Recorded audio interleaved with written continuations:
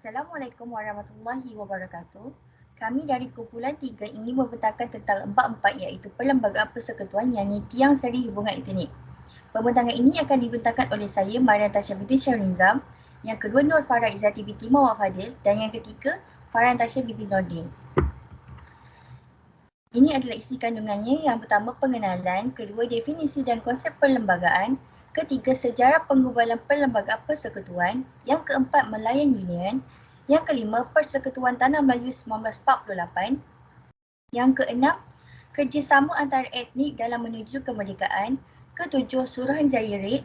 Ke-8, Jawatan Kuasa Kerja dan Perisytiharaan Perlembagaan. Ke-9, unsur-unsur tradisi dalam perlembagaan persekutuan. Yang ke-10, Kesultanan atau Pemerintahan Beraja. Yang ke-11, isu-isu Islam dan orang Melayu dalam perlembagaan. Dan yang ke-12 ialah kesimpulannya. Pembelajarannya ialah pertama, menjelaskan sikap akomodatif yang wujud dalam kalangan pelbagai etnik semasa penggubalan perlembagaan persekutuan. Yang kedua, membahaskan peranan dan kepentingan unsur-unsur tradisi dan permufakatan sosial dalam konteks hubungan etnik di Malaysia. Yang ketiga, menganalisis rasional unsur-unsur tradisi dalam perlembagaan Malaysia. Definisi. Setiap negara pasti mempunyai perlembagaan. So, apa itu perlembagaan? Perlembagaan ialah dokumen yang mengandungi semua undang-undang tertinggi yang mustahak bagi penubuhan dan kewujudan sesebuah negara dan sistem politiknya. Perlembagaan Malaysia terhasil daripada perjuangan nasionalisme Melayu serta penlibatan etnik-etnik lain yang berunding sesama mereka, termasuklah sultan-sultan negeri dan pihak British. Semua undang-undang dan prinsip perlembagaan adalah tertinggi dan asas berbanding undang-undang lain dalam negara. Ini bermaksud, undang-undang lain tidak boleh bertentangan dengan undang-undang perlembagaan serta ia boleh membatalkannya. Ringkasan daripada perlembagaan ini ialah, Perlembagaan Persekutuan Malaysia mengamalkan perlembagaan yang bertulis. Ia mengandungi 15 bahagian, 183 perkara dan 13 jadual. Seterusnya, ia menyentuh bidang kuasa yakni Badan Perundangan, Kehakiman dan Eksekutif. Seterusnya juga ia menyentuh aspek bahasa kebangsaan, agama Islam, kewarganegaraan, hak istimewa orang Melayu dan bumi putera Sabah dan Sarawak. So, kita masuk kepada pindaan terhadap perlembagaan persekutuan. Ia boleh dilakukan melalui mengikut perkara 159-4, setengah perkara memerlukan sokongan lebih 2/3 setiap dewan. Contohnya, sumpah dan ikrar taat setia, pemilihan dan persaraan ahli-ahli Dewan Negara dan meliputi perkara-perkara yang tidak disebut dalam perkara lain. Yang kedua, mengikut perkara 161-I, setengah perkara perlu mendapat sokongan 2/3 setiap dewan dan dipersetujui oleh Yang di-Pertuan Negeri Sabah dan Sarawak. Contohnya, bidang kuasa kerajaan negeri dan kedudukan istimewa bumi putera. Poin ketiga ialah mengikut perkara 159-5, setengah perkara perlu mendapat sokongan 2/3 setiap dewan dan perkenan majlis raja-raja. Contohnya, kedaulatan raja-raja, kedudukan istimewa hak orang Melayu, bumi putera Sabah dan Sarawak dan bahasa kebangsaan serta agama persekutuan. Konsep ketertinggian perlembagaan. Perlembagaan persekutuan mengedepankan konsep ketertinggian perlembagaan. Melalui konsep ini, tak ada institusi yang dapat mengatasi ketertinggian perlembagaan persekutuan. Malahan, ketiga-tiga badan kerajaan iaitu perundangan, kehakiman dan eksekutif mahupun yang di-Pertuan Agong tertakluk kepada perlembagaan persekutuan. Contohnya, kuasa perundangan hendaklah dijalankan tertakluk kepada peruntukan yang dikenakan oleh perlembagaan. Di bawah perkara 4-1 bahawa perlembagaan persekutuan ialah undang-undang utama persekutuan dan mana-mana undang yang diluluskan yang berlawanan dengan perlembagaan hendaklah terbatas setakat mana ia berlawanan itu. Maksudnya di sini, jika undang-undang lain bercanggah dengan undang-undang perlembagaan persekutuan, maka mahkamah akan ijtihad undang-undang itu adalah tidak sah. Kita masuk kepada sejarah penggubalan perlembagaan persekutuan. Yang pertama, ia dikenali sebagai Perlembagaan Tanah Melayu semasa Hari Kemerdekaan dicapai dan kemudian ditukar kepada Perlembagaan Persekutuan Malaysia pada 16 September 1963. Yang kedua, Hukum Kanun Melaka, Undang-Undang Laut Melaka serta Batu Bersurat Terengganu telah membuktikan telah wujud sistem perlembagaan di Tanah Melayu. Yang ketiga, ia kemudiannya diikuti dengan Perlembagaan Johor 1895 dan Terengganu 1911 yang memperuntukkan bahawa menteri-menteri juga mestilah Melayu, rakyat sultan dan menganuti agama Islam. Ini yang bermaksud sistem perlembagaan itu telah wujud sebelum kedatangan penjajah British lagi. Saya akan masuk kepada Malayan Union. British telah memperkenalkan satu bentuk pemerintahan baru yang ditubuhkan pada 1 April 1946 dan dibubarkan pada Februari 1948. Menurut Perlembagaan Malayan Union, Malayan Union akan diperintah oleh Governor bagi penyelarasan dasar dan pentadbiran antara Tanah Melayu, Singapura, Brunei, Sabah dan Sarawak. Yang ketiga, Governor memerintah dengan Majlis Penasihat sehingga 2 badan tetap ditubuhkan iaitu Majlis Perundangan dan Majlis Mesyuarat Kerajaan. Hal ehwal agama Islam akan dianggotai oleh Sultan-Sultan tetapi Governor yang menjadi pengerusinya.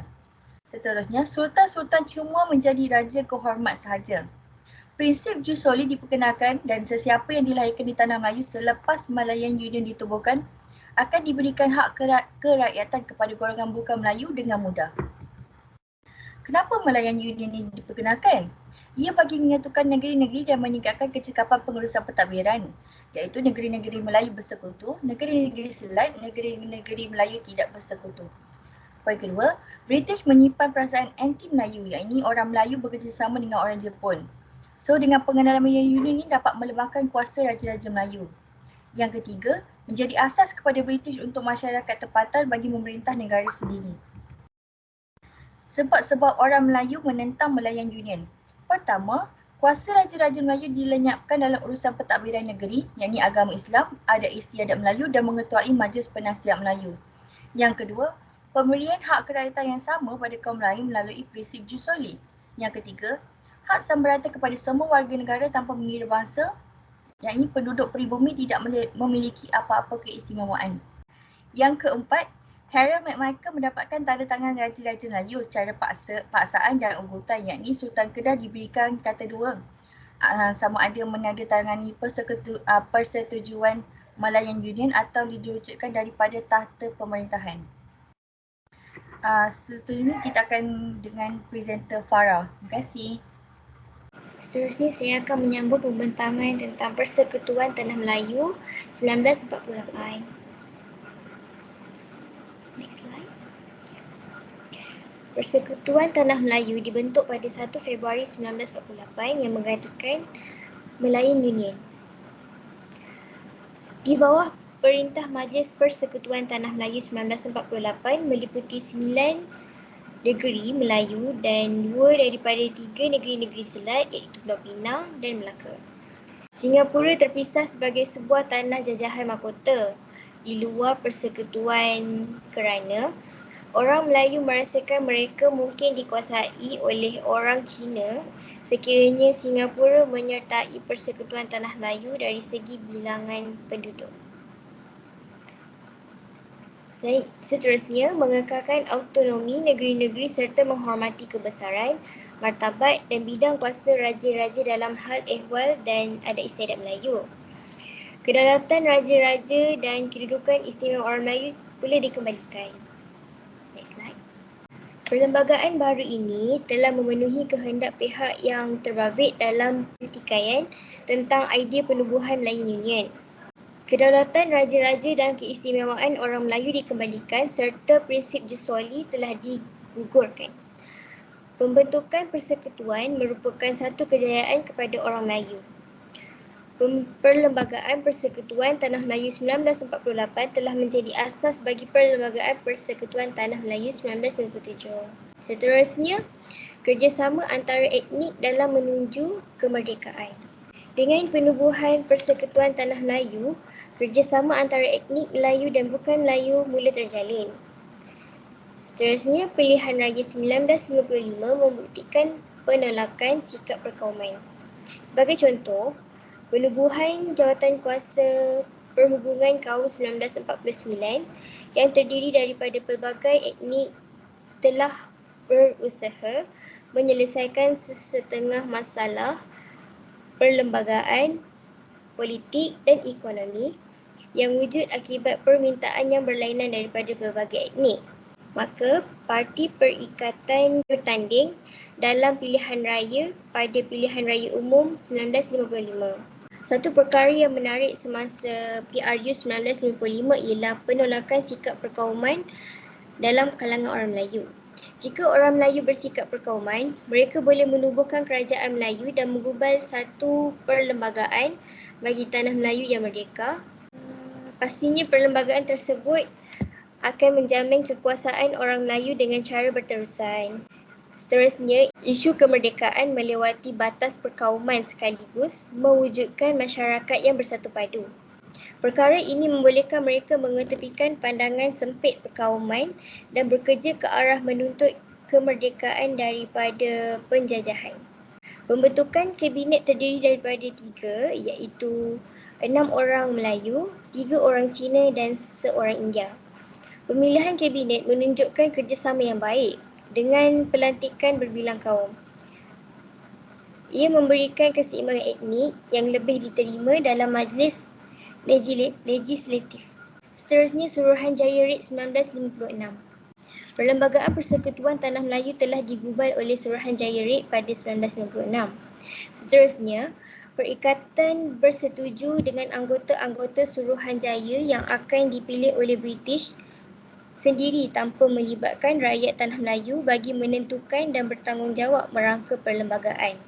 Hal ini disebabkan oleh perundingan yang dijalankan di London dianggotai oleh pegawai-pegawai British yang ramai. Perjanjian London juga telah menetapkan agar perlembagaan yang hendak digubal perlu mengambil kira perkara-perkara berikut. Pertama, pembentukan sebuah persekutuan dengan kerajaan pusat yang kuat.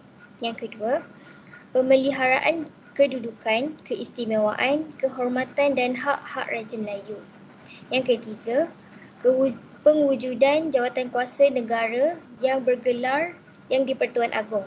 Keempat, pemeliharaan hak-hak istimewa orang Melayu serta hak-hak yang sah milik kaum-kaum lain. Yang terakhir, pembentukan sistem kewarganegaraan yang seragam untuk seluruh Persekutuan Tanah Melayu. Suruhanjaya ini juga mempunyai 2 objektif dalam menyediakan rangka perlembagaan yang baru, iaitu mestilah ada peluang sepenuhnya untuk pertumbuhan sebuah negara yang bersatu padu, bebas dan demokratik. Yang kedua, mestilah ada kemudahan lengkap untuk membangunkan sumber negara dan mengekalkan serta meningkatkan taraf hidup rakyat. Perlembagaan ini menjadi kukuh dan praktikal serta dihormati. Suruhanjaya telah meminta cadangan dan pandangan daripada parti politik dan orang ramai individu dan raja-raja Melayu. Seterusnya, Perlembagaan Persekutuan Tanah Melayu 1997 mendapat persetujuan dan pandangan majoriti rakyat Malaysia. Pemuafakatan sosial iaitu orang Melayu dan bukan Melayu bersetuju atas perkara penting kepada kestabilan negara. Seterusnya, jawatan kuasa kerja dan pengisytiharan perlembagaan. Satu jawatan kuasa telah ditubuhkan oleh Perikatan Raja-Raja Melayu dan Kolonial British untuk mengkaji semula cadangan Suruhanjaya Rit tersebut bagi menyediakan kertas putih.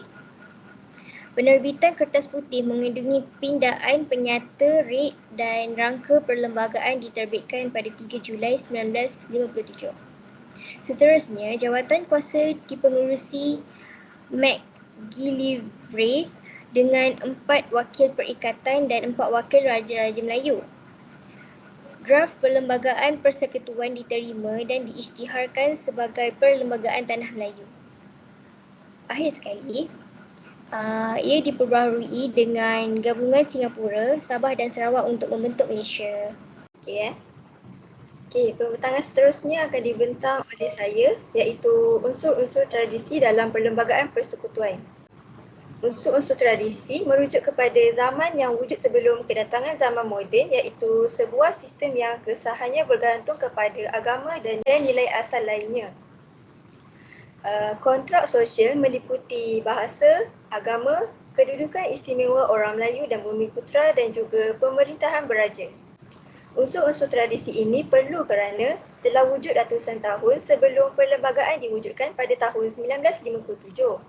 Tradisi ini juga berperanan menstabilkan sistem politik negara dan laporan yang dibuat oleh Suruhanjaya RIK menekankan betapa pentingnya perlembagaan mengambil kira faktor-faktor sejarah, tradisi, ekonomi dan sosial yang wujud sebelum tahun 1957. Ia juga dilindungi di bawah Akta Hasutan dan dianggap sebagai isu-isu sensitif yang dilarang daripada dijadikan isu pembincangan awam. Prasyarat ini menunjukkan bahawa pemimpin terdahulu telah menerima satu formula bagi menyelesaikan masalah yang wujud tanpa melibatkan konflik antara etnik di Tanah Melayu pada ketika itu. Ia juga merupakan satu prasyarat dan pemufakatan yang telah dipersetujui dan diterima oleh orang Melayu dan bukan Melayu. Ini bermakna orang Melayu diberikan hak istimewa. Yang kedua, Islam menjadi agama persekutuan. Dan yang ketiga, bahasa Melayu diterima sebagai bahasa kebangsaan sebagai prasyarat penerimaan hak kewarganegaraan dan oleh etnik bukan Melayu. Seterusnya adalah yang pertama, unsur-unsur yang pertama iaitu kesultanan atau pemerintahan beraja. Kesultanan atau pemerintahan beraja telah wujud dalam sistem sosial dan raja berkuasa mutlak. Selepas merdeka, ia berkonsepkan raja berperlembagaan yang bertindak atas nasihat kabinet.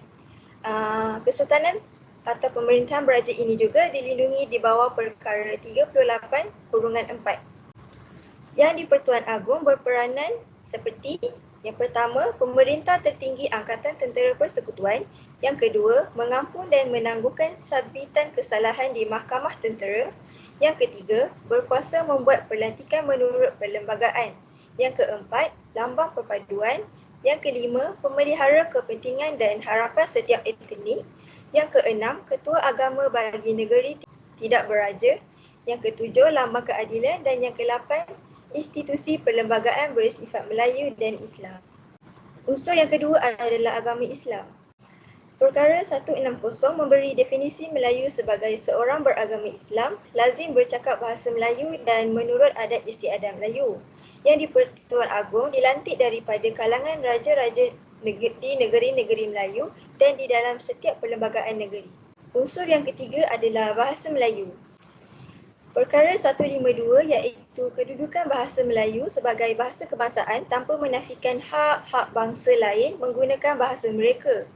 Ia juga melindungi bahasa-bahasa lain dan seterusnya memperuntukkan bahawa tiada sesiapa pun boleh dilarang atau ditahan daripada menggunakannya. Kerajaan juga berhak mengekalkan penggunaan dan pembelajaran lain dalam persekutuan. Ia juga dilindungi di bawah perkara 150/6A dalam keadaan darurat. Perkara 10/4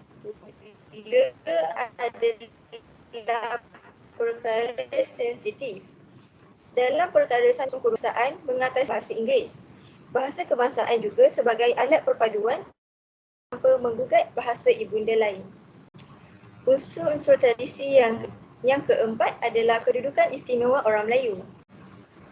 Peruntukan istimewa orang Melayu disentuh dalam perkara 153, perkara 89, perkara 8/5/F dan jadual ke-13 iaitu persempadanan kawasan pilihan raya. Orang Melayu ditakdirkan dalam perkara 160/2 sebagai orang yang menganuti agama Islam lazimnya bercakap dalam bahasa Melayu menurut adat istiadat Melayu. Individu yang lahir sebelum hari merdeka di persekutuan atau di Singapura atau ibu bapanya telah lahir di persekutuan atau di Singapura atau pada hari merdeka itu ia adalah berdomisili di persekutuan atau di Singapura. Seterusnya adalah topik isu-isu Islam dan orang Melayu dalam perlembagaan. Kebebasan beragama diberikan kepada penganut agama Islam dan bukan Islam. Walau bagaimanapun, kebebasan dalam penyebaran beragama adalah tidak mutlak.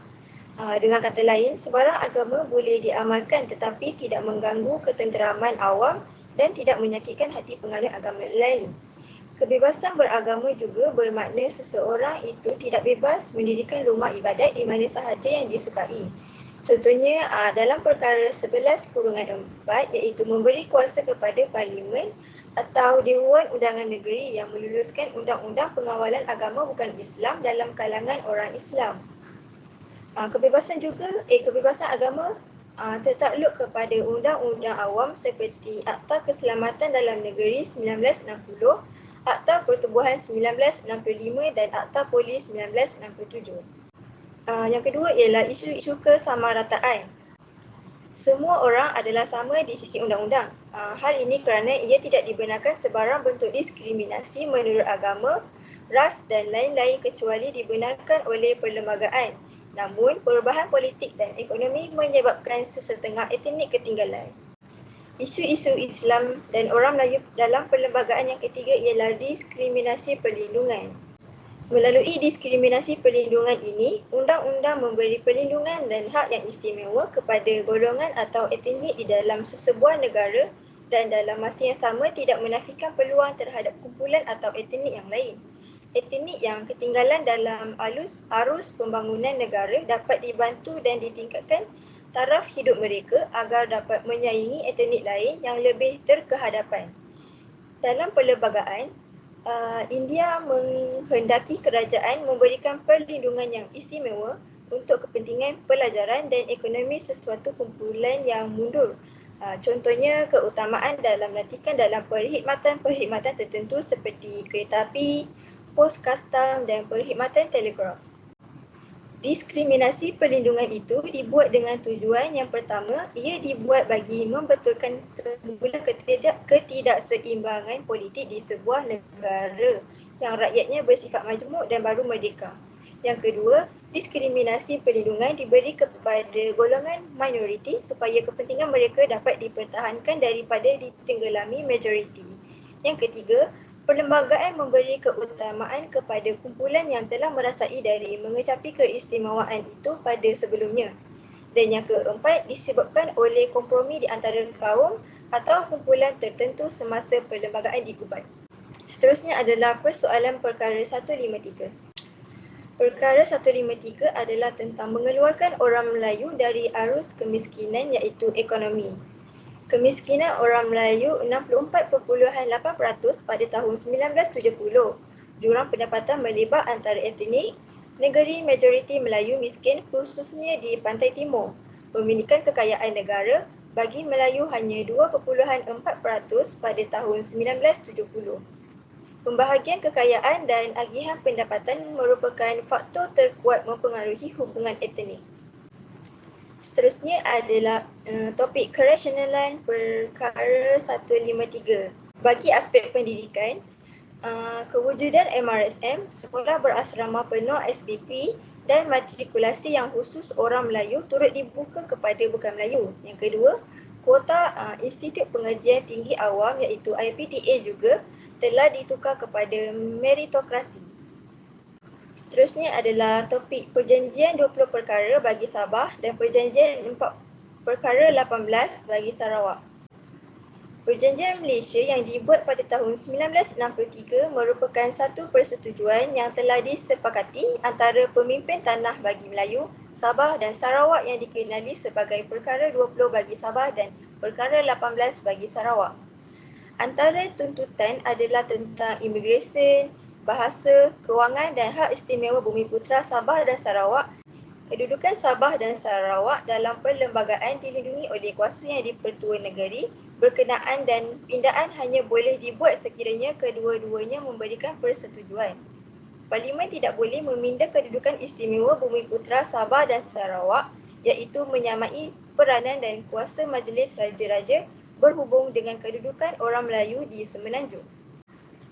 Antara perkara-perkara tersebut adalah yang pertama adalah aspek agama.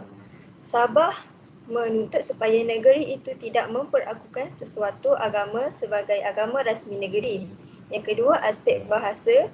Sabah bersetuju bahasa Melayu sebagai bahasa rasmi atau kebangsaan tetapi memohon supaya bahasa Inggeris boleh terus digunakan tanpa had masa. Yang ketiga adalah aspek perlembagaan. Perlembagaan Persekutuan Tanah Melayu menjadi asas perlembagaan Malaysia tetapi penggubalannya patut melibatkan semua negeri. Yang keempat, aspek imigresen. Bersetuju bahawa kuasa imigresen adalah kuasa pusat tetapi soalan tentang keluar masuk Sabah harus dikawal oleh negeri Sabah. Yang kelima adalah aspek kewangan.